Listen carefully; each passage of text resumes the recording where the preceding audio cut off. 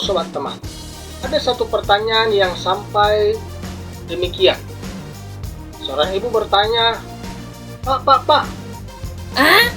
saya sering kali dipukul, saya sering kali ditendang, atau saya sering kali dianiaya oleh suami saya. Apakah itu termasuk tindakan KDRT, Pak? Lalu, bagaimana saya untuk melapornya, Pak? Nah, sobat teman sekalian, tanggapan saya begini.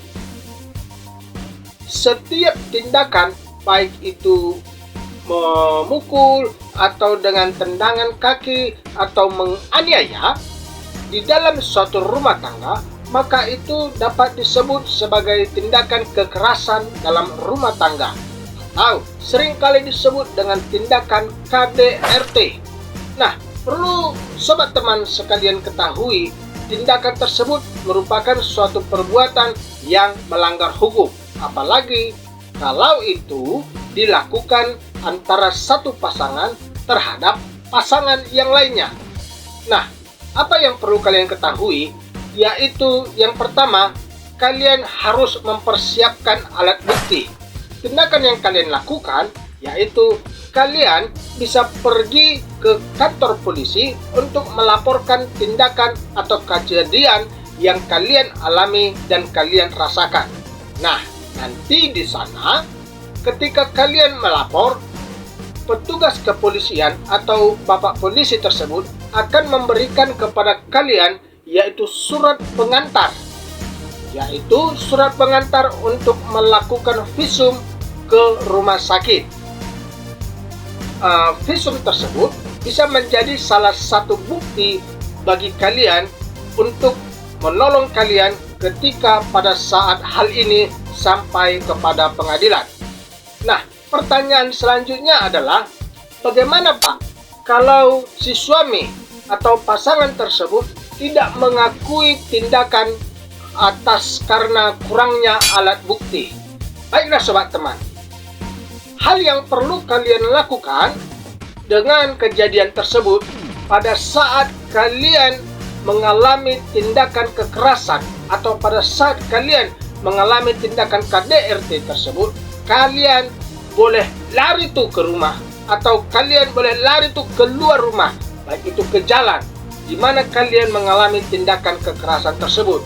Nah, ketika kalian sudah keluar dari rumah, yang kalian lakukan selanjutnya adalah berteriak sekeras-kerasnya.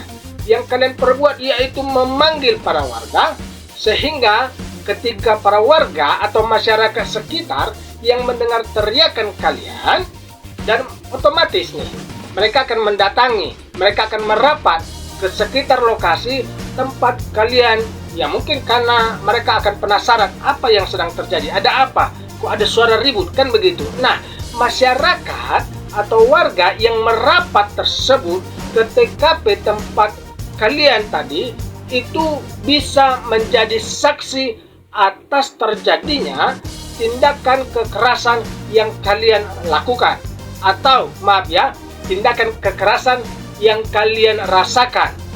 Nah, warga itu bisa menjadi saksi bagi kalian.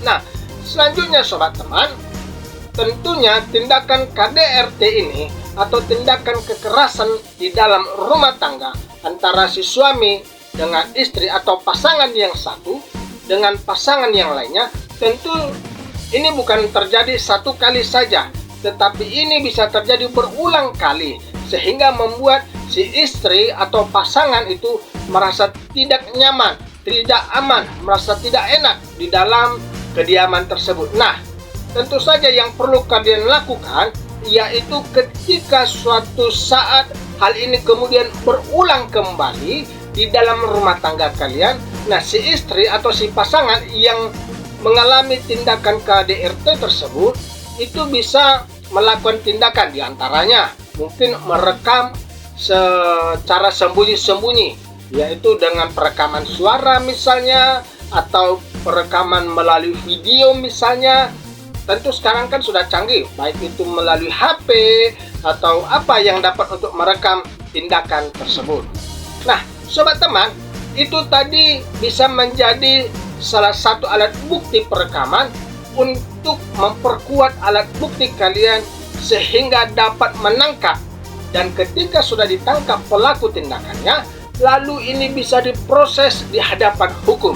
Tentu saja ya, keinginan kita ini bisa diproses secara adil-adilnya dan mendapatkan pembelaan tentunya bagi si korban yang merasakan tindakan KDRT tersebut.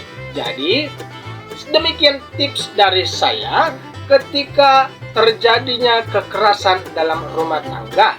Oke, baiklah sobat teman, sekian dulu tips dari saya, saran dari saya. Apabila kalian masih memiliki pertanyaan lagi, silahkan tulis di kolom komentar. Dan apabila bagi kalian ini sangat bermanfaat, tentunya sangat ditunggu ya. Bagaimana kira-kira sobat teman? Apakah kalian pernah merasakan atau bagaimana tindakan kalian melihat ketika situasi ini ada di sekitar kalian? Tulis di kolom komentar. Mari kita berbagi pengalaman satu dengan yang lainnya. See you.